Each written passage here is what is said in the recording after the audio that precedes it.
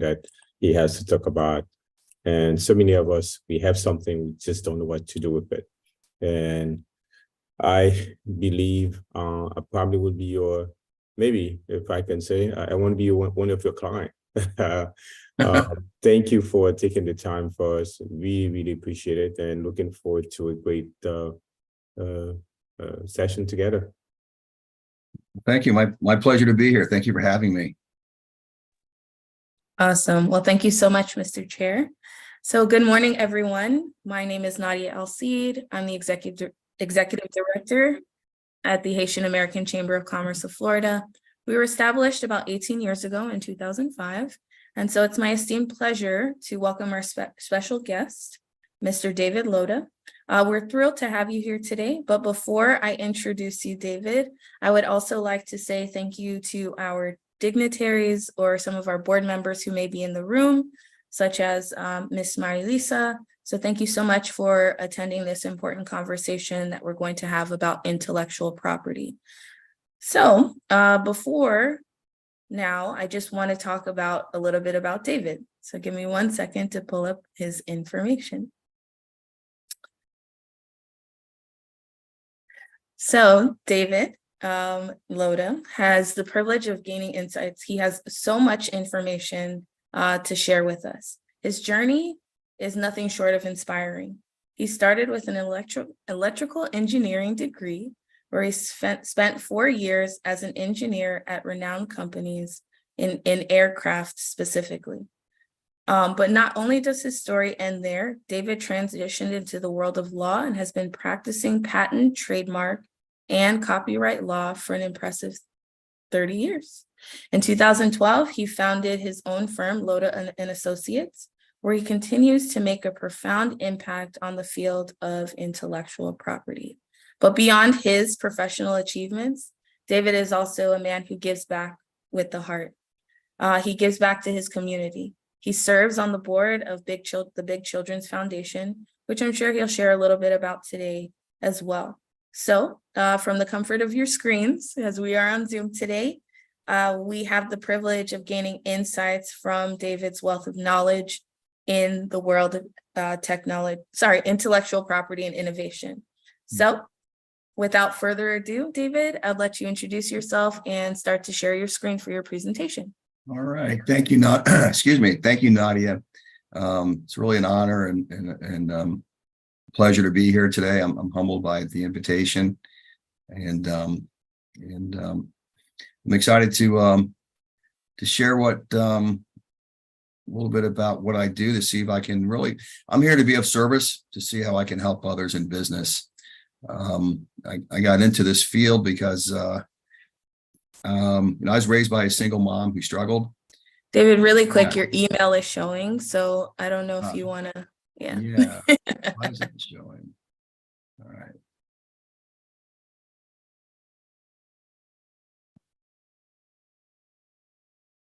Let's see. You don't see the PowerPoint? So I just see your regular screen. So press the PowerPoint icon at the bottom there. At the bottom. Where's that? Which one is that? It's the orange one next to the Excel. The orange one next to the green icon. Yeah. Let's see.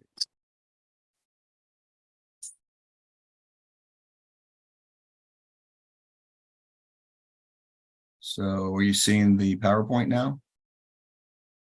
I am not. If you'd like for me to share yours, I can, if that's easier. Yeah, why don't you go ahead and do that, because we practiced this before the meeting. I don't know what happened.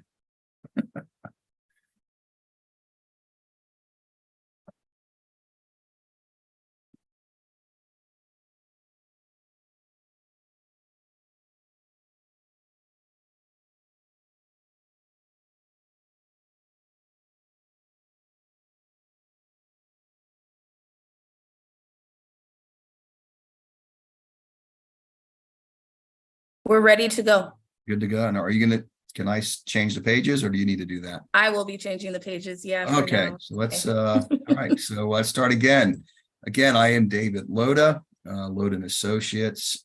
And I formed my law firm in 2012, but I've been practicing in intellectual property, which is patent, trademark, and copyright law, since 1994.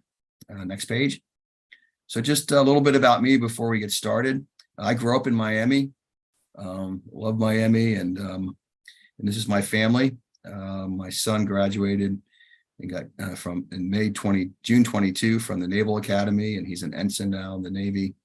And he's currently doing submarine officer training in Charleston, South Carolina. Then that's my daughter to my left in the picture, Connor. So my son's name is Luke. My daughter Connor is she just got her master's from Johns Hopkins in health administration. So she's currently working for KPMG, helping to open up new hospitals. My wife on the previous screen is Jana, and she's a partner at Holland and Knight in the land use department, and we've been married for 27 years. So and then that's just us at Elton John concert, and then the picture on the left was that she went to Florida State. I'm a big Hurricane fan, so we have we had that in our marriage, that challenge. But we're at the game last year at the Miami versus FSU. Still waiting for Miami to beat FSU again. And that's our dog, Luna. Luna is a rescue from Puerto Rico. And she was a little fidgety at first. My daughter named her Luna for the moon, but now we call her Lunatic because she's a little crazy. And so my background. So I received my electrical engineering degree in 1987 from Tulane University in New Orleans. I went and I worked for 4 years, as Nadia mentioned, for United Technologies. First at Sikorsky Aircraft, the helicopter company, where I designed test stands that involved electronics and hydraulics and software for shaking and breaking aircraft parts. And after 4 years as an engineer, I moved back to Miami to go to law school. And then after my first year, I started clerking for a local intellectual property law firm, eventually joining them as an associate and a partner. And then I went out on my own in 2012. I am a registered patent attorney. In order to be a registered patent attorney, one has to have an engineering or science degree, a bachelor's of science, as well as a law degree. And so very few attorneys have that engineering or science degree. So it's a highly specialized area, and it makes sense because it involves a lot of technology. And as being a registered patent attorney, I also practice in trademark and copyright law, and I am a board certified expert in all areas of intellectual property with the Florida Bar. So one of the big things I do with my practice is I represent some pretty, some big companies, which are great. I like, they keep me busy. They're very, very much involved in a lot of, have their tentacles out in a lot of areas of the business. But my true passion is for startups and small business. My father was a GC. He had his own construction firm company, and he used to tell me, David, if you can make money for someone else, you can make it for yourself. So always wanted to own my own business, and that's why I got into law. So what I like to do is I love helping people go into business and form their own legal entities. When you start a business, you can form it as either a limited liability company, which allows you to bring in multiple members and to have different levels of ownership. Maybe the primary owner would have 51%, and then another owner might have 10 and 20 and so on. So it gives you flexibility. As a sole proprietorship, you are pretty much your taxes run through you and your company. But you don't have the protection of a corporate shield. A limited liability company or a corporation, in addition to providing tax advantages, it also provides you legal advantages, so that if somebody was to sue you, they had to sue the company. They couldn't go after your personal assets. So it's very important to set up that limited liability company or corporation. As a sole proprietorship or partnership, your personal assets are at risk. Also, you don't get the benefits, the tax advantages. I'm not a tax attorney, but from running my own law firm, as well as helping clients, you get to run a lot of your expenses through your company, like business expenses.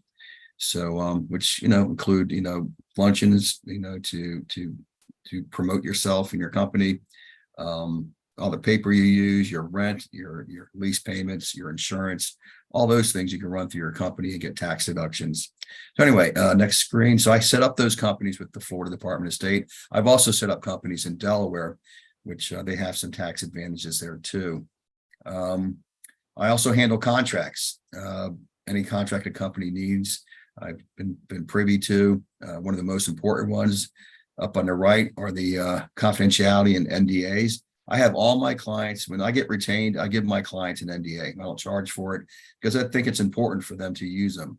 You use an NDA when you go to talk to somebody about your business. Maybe it's you want to launch a new website, you have a new product or service, you have an idea, but you're not quite sure where to go with it, and you need to talk to people.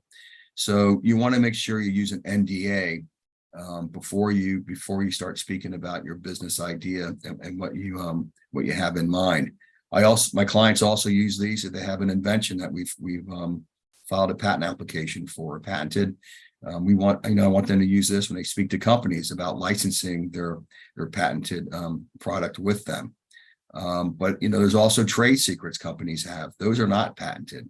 Those are kept secret. That's why I call it trade secret. So it's obviously very important to use NDAs when you're discussing your trade secrets.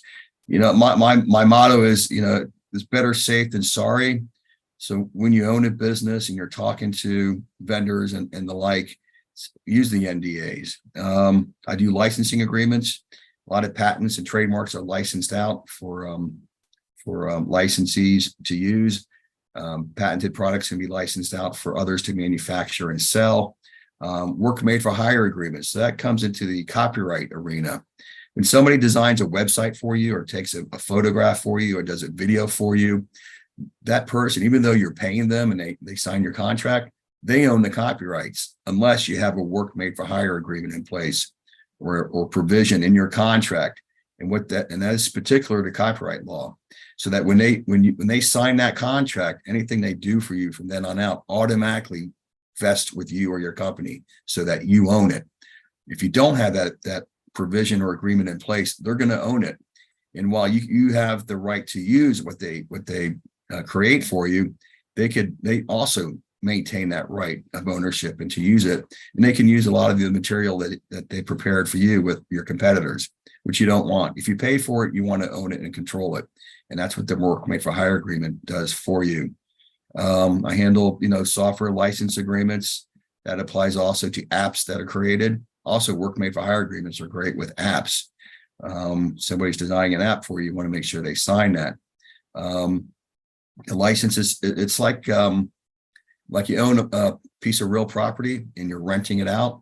Well, that's what a license is. Your own intellectual property that you're renting out to others to use. That's called a license. I've handled distribution agreements where my clients are distributing products across the US and even internationally. I got clients in the Bahamas, Saudi Arabia, Canada. So, and all of these people are, they're moving product across state and country lines. Non-compete agreements you can use with your employees or your independent contractors so that they're going to have access to for instance, your client list or customer list and some information and that they're going to learn by working for or with you. You don't want them to take what they learn from you and then go out and become your competitor. So I do non-compete agreements so that there's a safety net in place. So if they should leave, they are barred for 2 years from competing or working for a competitor. 2 years is the max you can do that in the state of Florida. I've done shareholder agreements. You set up a company, you're going to have shareholders. So you don't want agreements in place on what they own, what each person owns, and what their responsibilities are cost-wise. We already discussed confidentiality NDAs. Handle OEMs that's where you're having another company manufacture your product, but you're putting your label on it. Marketing agreements, purchase and sales, and operating agreements for companies between you and your officers. All right, next screen. All right, so this is just a list of some of the companies I've formed over the years. Johnny's Popcorn Company is a company that I do some charitable work for, which I'll be talking about that later on. All right, next screen. All right, so patents and copyrights, trademarks, those are all rights that are granted by the U.S. Constitution. Article 1, Section 8, to promote the progress of science and useful arts by securing for limited times to authors and inventors the exclusive rights to their respective writings and discoveries. So these rights were contemplated by our founding fathers. So what is a patent? A patent is a legal document issued by the federal government, and it grants to its owner a legally enforceable right to prevent others from making, using, or selling the invention. So it's not a right to make, use, and sell. It's a right to prevent others from making, using, and selling your patented invention.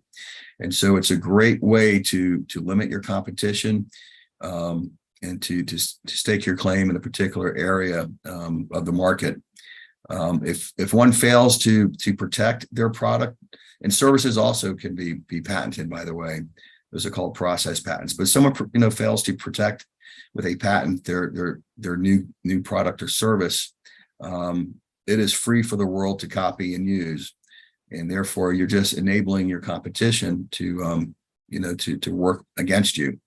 By securing your patent rights, you have exclusive rights to make and use that invention, which gives companies a competitive advantage. And also it's something that you can go to other companies and try to sell and license. A lot of my clients are individual inventors. They have another line of business that they work in, but they have an idea that they come up with. They solved a problem, and that's what inventions are. They solve problems, and then we secure a patent for them, and then contact companies to try to sell and license these patented rights that my clients obtain. Of course, that's the light bulb by Edison. A patent is a necessity for inventions. It's an intellectual property right that allows inventors, as I said, to prevent others from making, using, and selling. It is an exclusive right to the inventor for their invention, and it covers everything from products, games, sporting equipment, processes, apps, software, any type of article manufacture that is new, useful, and non-obvious. Those are the standards for patentability. It has to be new, useful, and non-obvious. Pretty much new is a pretty easy threshold to get over. So is useful. I mean, a rock can be a paperweight, right? The biggest hurdle typically when prosecuting a patent application is non-obviousness. A patent examiner will do a search based on what we claim in the patent application, and to try to find what we're claiming. And a lot of times an examiner will combine a couple different references and then state that it would have been obvious to one of ordinary skill in the art, because it has to be one of ordinary skill in the art, to combine the teachings of these two patents to arrive at your invention. And it's my job to argue that it's not obvious, that but for the disclosure of my client's application, you would not have come up with this or combine these two patents. And there's other legal arguments that I can make. Also, not all patents are created equally. So what that means is some patents are stronger than others. The idea is to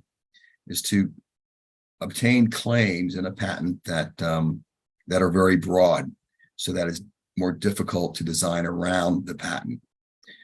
If the patent attorney has to claim a lot of detail, a infringer can get around it by just eliminating a couple details, and then they would avoid infringement. So the idea and the goal is to get the broadest, strongest patent available, so that if any one element is removed, that it would render the device inoperable. And that's what I do as the patent attorney. So here's just a few examples of some patents over the years. The one on the upper left is a system for when to dump on a ship out in the ocean. Ships need to dump waste from time to time, but they can only do it in certain waters, and they're a certain distance away from the shore. in international waters, if you will. Failure to do that can result in extreme, heavy fines and forfeiture of licenses and whatnot. And it's a lot of times it's difficult to determine that. So my client came up with an invention, which involves some software and hardware to determine when there is a dumping going on. It communicates directly with the Coast Guard and with authorities on shore. The one in the middle, upper middle, that's a device for raising and lowering blinds. It's a one motor system for raising and lowering blinds that are typically required 2 motors. This is for one across very large windows, wide windows. Typically, you would have to use multiple blinds and motors. This consolidated into one. The one on the right is just a Christmas light invention for wrapping around trees and tall structures. The lower left, can't quite see what that is. The middle one's a light, is a safety light socket. So to prevent children from putting things into the light socket so they won't get electrocuted. So it has a spring-loaded safety plate that has to be moved to gain access. And then the other one, the last one on the right, lower right, is a boat platform. This goes to the back of a boat so people can lay on it in the back of a boat on the water, enjoy the water and get some sun. And it goes right to the back around the motor and it floats right behind the boat. So that's a pretty cool idea. All right, so let's see. This one I really like as well. This is my client. This guy's a doctor. He came up with an invention. His son's rims were getting stolen, so he came up with an alarm, a lug nut that would not only secure the tire, but it had an alarm in it. So if someone attempted to remove it, it would sound an alarm and warn the owner through a wireless signal to their phone. So I think that's a pretty cool invention. All right. So, and if you look in here, let's go back one page. Just want to show you a little bit of the anatomy. So it's one more page back to the beginning. So let's see, one more page. I'm sorry. We have the front page. Yeah. So this is your front page. This shows an abstract, gives you a brief description of the invention in one paragraph with a picture. Up here, you have the title of the invention. You have the owner, the patent number, and the date it was patented. Then next page, you get into the drawings. The next pages after that are drawings. And then you get into the write-up. First, we discuss the field of the invention. What areas does this type of product fall into? Then we get into a background discussion of what are some of the prior devices that were out there, or what's the problem that we're solving. Then we have a summary of the invention, and then we have drawings. You have to have drawings of whatever it is you're claiming as your invention. So we have a brief description of the drawings. Then when you move on to the next page, you get into the detailed description of the invention here, where I'm describing every nut and bolt, every nuance of the invention, how the parts interoperate and work together to achieve the goals of the invention. And then the bottom of column 5 is where you start your claim language. What is claimed is.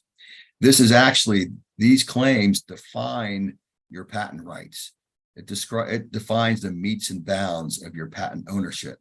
So to get around a claim, if somebody wanted to infringe or avoid infringement but make a similar product, they would have to eliminate one of these elements in their product to get around the patent. But if they were to eliminate any of these items in here, the way it's written, it wouldn't work. So, and again, like I said at the beginning, my goal as a patent attorney is to put together a claim, get claims allowed that if somebody was to remove any element, their competing device wouldn't work. And so these are your claims here, and each claim is a number of claims. Each claim is, after the first claim, is claiming different bells and whistles of the invention. So what that does is that makes it difficult for somebody to improve on your invention, to get their own patent. When you claim the narrow aspects of the invention, you're making it difficult for others to obtain patent protection. When you claim it when you have claims that are very broad, you make it hard for people to infringe. or make it easy for people to infringe, such that your claim would cover any infringing article. Hope that makes sense. So the point is that you want broad claims as well as narrowed claims. All right, so what's a trademark? A trademark is any logo, name, could be a tagline. It could be anything that identifies a source of a business. So you have a couple famous ones here, like Coca-Cola, the famous logo for Apple. You have Nike's phrase, "Just do it." Anything that identifies your business can be used. It can be considered a trademark. Typically, it's going to be words and logos or images. You can have jingles, like NBC used to have their little jingle. That can be considered a trademark because it identifies a source of a good or service. So the main purpose of the trademark is really to protect consumers, so that they can differentiate between businesses and identify a business and trust that the business they're going to under that name is who they purport to be, and they can trust the quality of their goods and services. Nike and its iconic swoosh symbol is an example of a famous trademark that identifies that product. If somebody, you can go into New York City and you see all kinds of knockoffs, you can immediately tell the difference in quality. But by infringing on these marks, they sell product, and it's the consumer at the end who ends up, getting ripped off because they're not getting what they think they're buying. So the trademarks do protect consumers, but it also protects the business owner to protect their brand, to give them so they're recognized in the marketplace by consumers, that when they do go shopping, they look for that name or that logo, so they know the quality of the product that they're purchasing, and that benefits the business owner for doing that. Anybody who owns a business owns a trademark.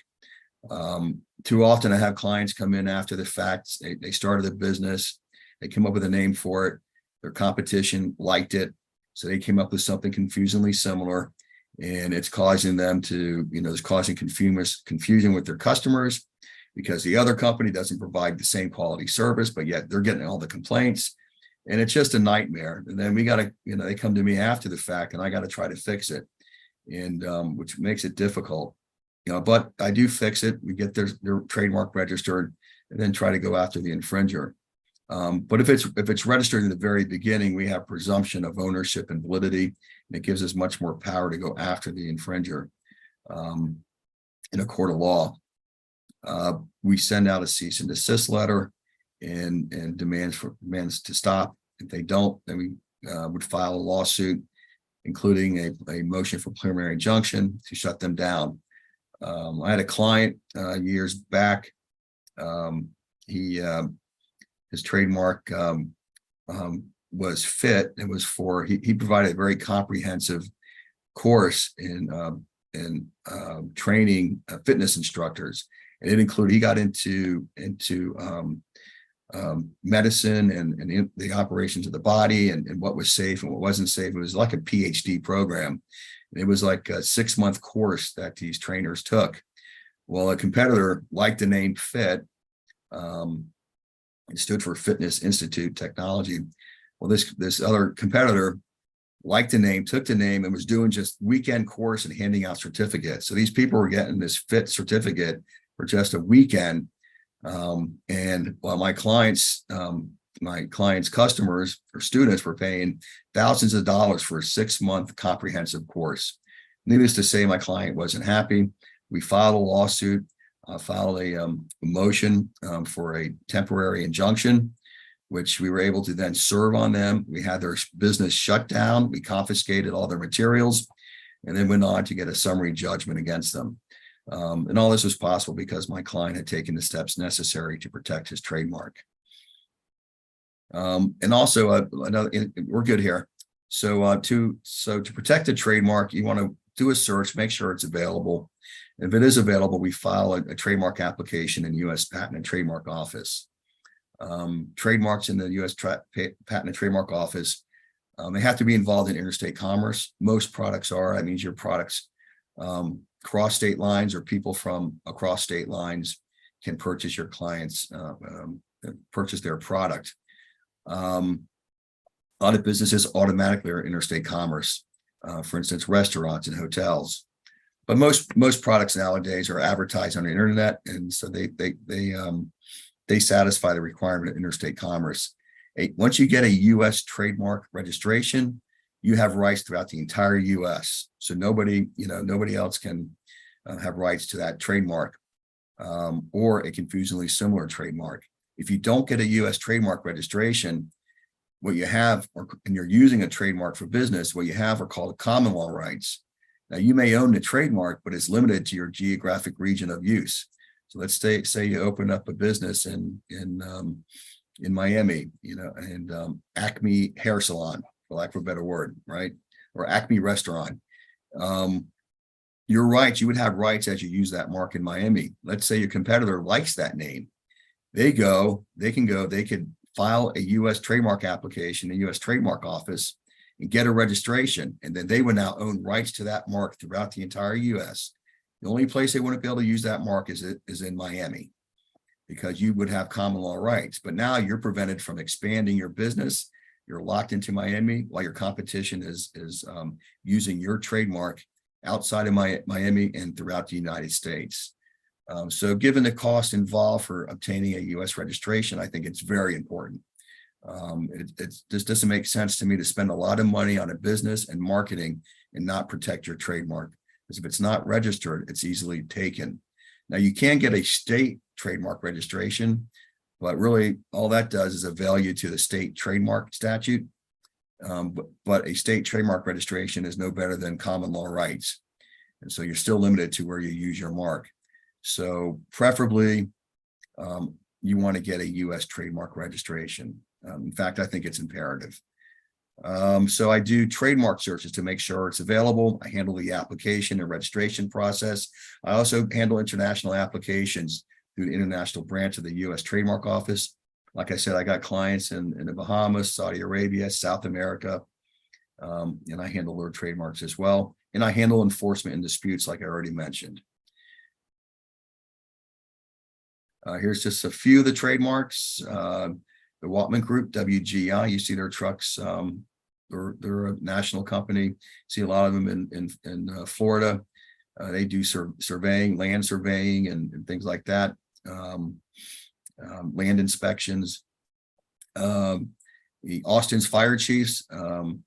That's a registration I did for a dear friend. Her son, when he was very young, unfortunately died in a house fire. So she formed this nonprofit where she's raising awareness of house fires. My client, Hungry for Good, he runs a nonprofit where he raises money and awareness for feeding hungry children around the world, and his slogan is Hungry for Good. I represent the city of Pompano Beach. I register all their logos. Another client, Monarch, that's a hair salon. He has shops throughout South Florida, and he's branching out into outside of Florida now. And Orient Gardens is my client from Saudi Arabia. So Ice Ice Baby was a song.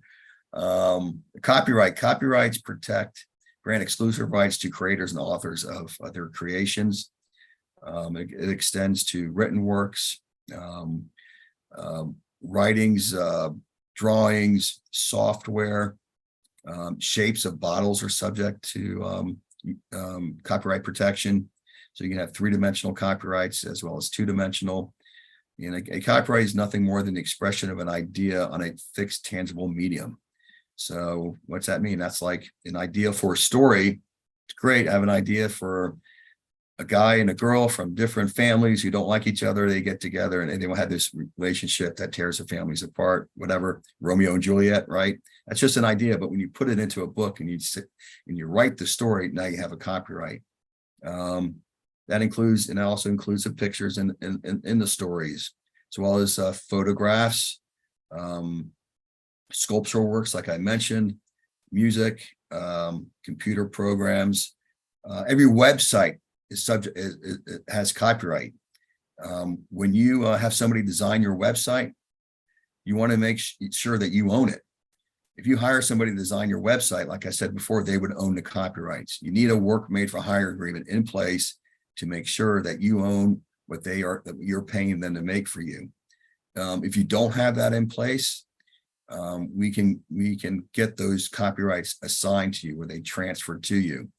But I'll tell you this, it's much harder to get somebody, once they've been paid for the work they did, to transfer those copyrights. So you want to have a work made for hire agreement in place, so that, when they do your website, as they're working on it, even when they make changes, you own everything. And that goes with anything that you're doing that is subject to copyright protection, whether it's an app, software, website, marketing material, all those things, or photographs, videos that are taken of your business. You want to own those. You need a work made for hire agreement in place. But if you didn't do that, we can do it after the fact, but it's just a little harder. We're relying on them to be honest and upright. And if you give them a promise for future business, usually that's what I do. They want to maintain the relationship, we'll transfer it over. Let's do the work made for hire first, so we don't have to go back to them after the fact. All right, next page. I think I discussed what the copyright is. Just an expression idea on a tangible medium. My services are: I prepare and file the copyright applications to get the registrations. I counsel client on the proper way of doing that. I enforce and defend copyrights in federal court by somebody should create a similar copy of your creation. That is infringement. To prove copyright infringement, you have to prove access and substantial similarity. Sometimes the more difficult part is proving access. If somebody independently creates something, then there's nothing you can do about that. They would own their own copyrights. So when it comes to software, I also protect those by patent, because you don't have the element of access, and you're protecting the idea with a patent. The copyright is the expression of the idea. So by patenting and registering the copyrights in your software, you avail yourself of the full copyright statute for statutory damages, which means even if you haven't been damaged, you can go after monetary damages. And if they didn't have access to it, but you have a patent in place, you can still go after them for patent infringement and obtain damages that way. And also I handle seeking foreign copyright protection, which I need to do through foreign entities or law firms. Okay, next screen, and those just a few copyright certificates to show you what that document looks like. And then, all right, so my close to my heart, something I love doing is the nonprofits where I sit on the board. I sit on the board for the Big Children's Foundation. Joyce Feldman is the founder. She was originally with 4 kids, but she left in around 2012 to start her own nonprofit. Excuse me, but she came into me to protect this logo you see here, the Buddy logo. We call him Buddy, for her nonprofit. She started telling me what she does, and what she does is she helps kids that are aging out of foster care. She provides them with a place to go after school, so they're safe, and where they also can do their homework, and also teach life skills like cooking and cleaning and how to care for themselves, how to look for jobs, how to apply to colleges, all these things that they don't have the benefit of because they're either in foster care, or a lot of them are even homeless, or their parents, hit bad luck. Maybe they got arrested, maybe they got deported, or maybe they're in a hospital and have no one to take care of them. And the thing is, she really focuses on teenage foster care kids, because once they're 18, they age out of the system. So now they have nowhere to go, and they end up on the streets and then gangs. And it's just heartbreaking to see a lot of these are good kids that end up with no place to go. And when they have no place to go, they end up in bad places. So the goal of Big Children's Foundation is to prevent that, to provide programs that help them to want to be able to care for themselves, to get involved, to create a future for themselves. And so we do that throughout the year. In fact, we now have We have our own building, which we're renovating for where kids will be able to go and hang out after school and take part in all our programs. We've been doing it at rented space over the years, but now we have our own place, and we're doing it in cooperation with a local church in Fort Lauderdale. Our big event each year is Big Cardio, where it's a 5K run. We have 5K run, we have aerobics, we have fun things for the kids to do, face painting. There's all kinds of events. That's the first Saturday of May every year. So I'll be getting naughty information on that as that date approaches. Johnny Regan, he does a global vision conference every year, and which helps to raise money and awareness for some of these local charities that I mentioned. His goal is to feed and clothe every child around the world and give them movies and popcorn. Johnny does a lot of great work, and he works in conjunction with nonprofits.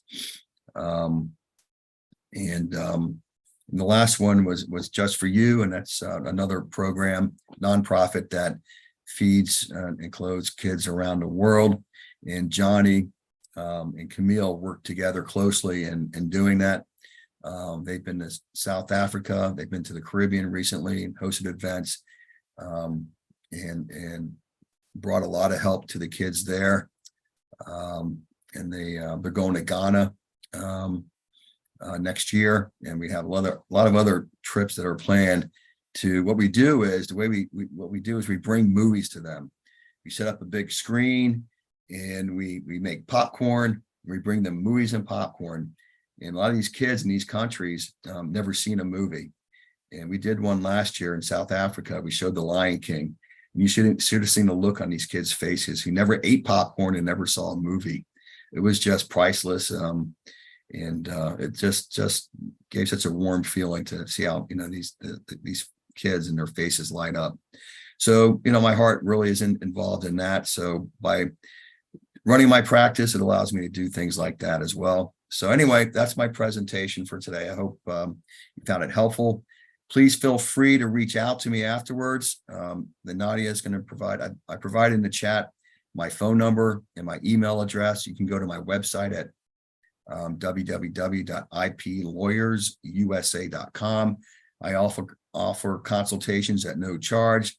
Feel free to give me a call if you have any questions, you need any help, you missed something, I didn't understand anything. I'd be happy to explain it to you further and answer your questions. Thank you again for having me on with your group today.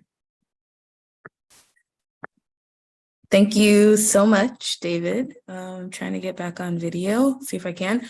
So we did have a question, and I would like to see if you might be able to answer that. Okay. So the question was, I've had an idea about a possible patent since 1985, but I don't know how to go about getting a prototype done by someone or a company without the idea being stolen. So how do I do that? That's an excellent question. So the first thing, even though you may have an idea from a long time ago, you don't want to disclose it to anybody. And you don't want to lose the right to file for it. But so how do you protect it? Well, I do know a prototype, a company that does do prototypes. First thing you want to do is you want to use a non-disclosure agreement to talk to them, like I talked about in the very beginning. Next is you'd want to do a patent search. Let's see if it's patentable first before you start spending money on it. I do a patent search of all the documents in the patent office to see if I can find it. If it looks like it's patentable, the next thing we do is we file a provisional patent application. So that's an informal filing, and it makes you patent pending for a year. It doesn't have to meet all the requirements of form like I went through. We just have to provide a description of the invention, and it makes you patent pending for a year. It gives you a year to file the formal application. When you're patent pending and that's filed, then we can go to the prototype house, talk to them, have them sign the non-disclosure agreement, and get some pricing on what it would cost to make your prototype and taking it to the next step. So, but non-disclosure agreement is very important in getting that patent pending status. Fantastic. Thank you so much. I believe it did, right? Hopefully he or she was able to write that down. I can't tell by the name, You can always but call are me. there, Always call me. yes, exactly. And then are there any other questions? And you can feel free to unmute your mic if that's the case. So allow for a few more minutes to do so before we get to our announcements. Or any commentary? No, I think it was a great presentation, David. So I took some note myself, and I hope the audience, everyone that was in, benefit from this presentation. Normally, you have to go search and look. This was right in front of us to see what is look like. I do have a brother that works in that environment. Mhm. Unfortunately, for him, he cannot disclose anything to me. There's other things that when you work for trademark in patent office, can't have any discussion because that's how it is. It's I don't want to call it a secret society, but at least their work is very secretive, so they can disclose it to anyone as well. But I'm glad that you are here. We have someone that we can reach out to anytime we need something. And great presentation. Thank you so much, David. Oh, you're very welcome. Thank you. I know it's a lot of information I was throwing out there at in a short time frame. So, like I said, it's feel free to call me if you have other questions after today's session is over. One raised hand, Stanley. You can go ahead and unmute your mic. Hi, David. Great presentation. I am a web developer and I encounter a lot of clients who typically want to protect their brand. In many cases, they, do not go to the extent of trademark or register their company's name. But in many cases, I typically would suggest to them, if they don't have the money to do it, to get a service mark. And I just want to get your clarification in terms of the difference between a service mark versus a trademark or a registered logo or whatever have you, if there's any difference there. You're right. And thank you, Stanley. That's a very good question. Really, there's no difference between a trademark or a service mark. A trademark really is just protecting, the name of a good, whereas a service mark is protecting the name of a service. And as I was discussing, you can adopt a trademark or service mark just by using it in business, where you offer your services or sell your products under this name.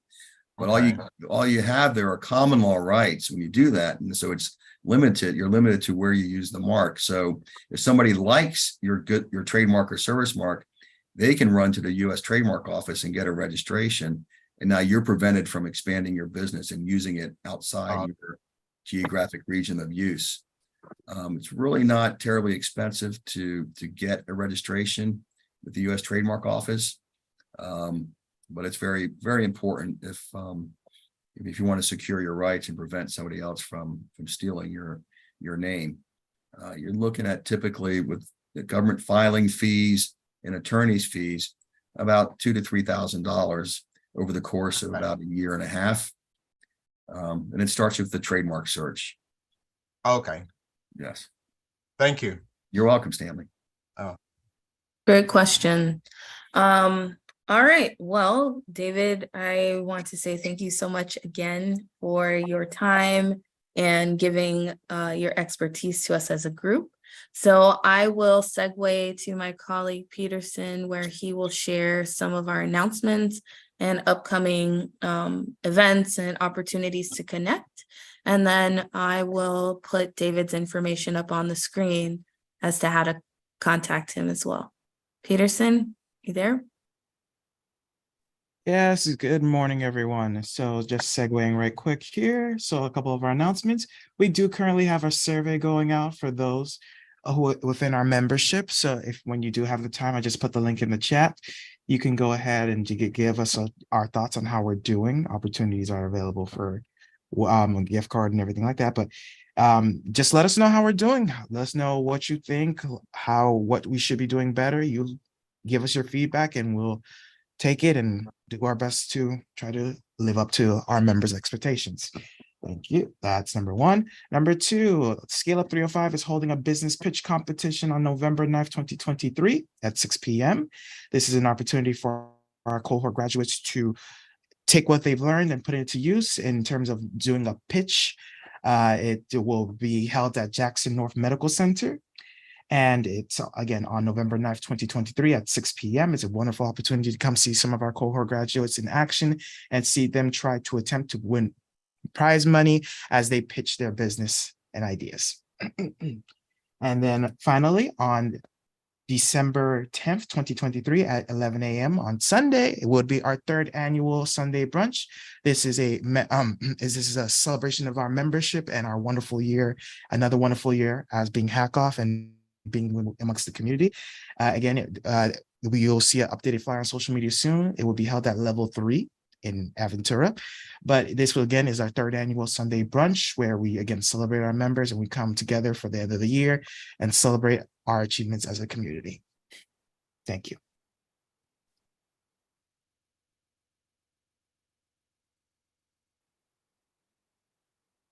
Thank you so much, Peterson. All right, so let me do this really quick share. And I'm going to present here. So here's David's information. It won't present in full screen. I apologize.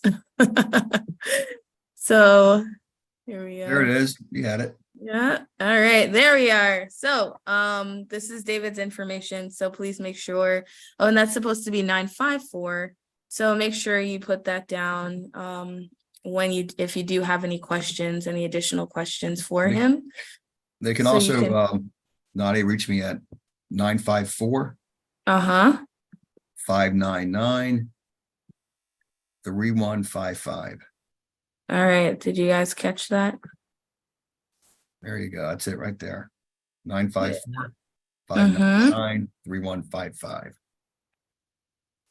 All right. So here it's best for you to probably screen grab this. So I'll leave this up on the screen for a moment. And if you don't catch it, then you can reach out to me to get in touch with David. Mr. Chair, you'd like to share something else? No, that's all. I think we're Okay. good. And I have to say thank you to David.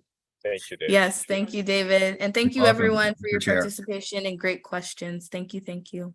Yeah, absolutely.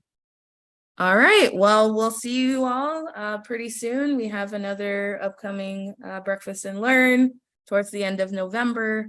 And then we have those other events that we mentioned in person on the screen. But thank you all so much for your dedication and time. Thank you, everybody, for allowing me to visit you guys today. Have a great weekend.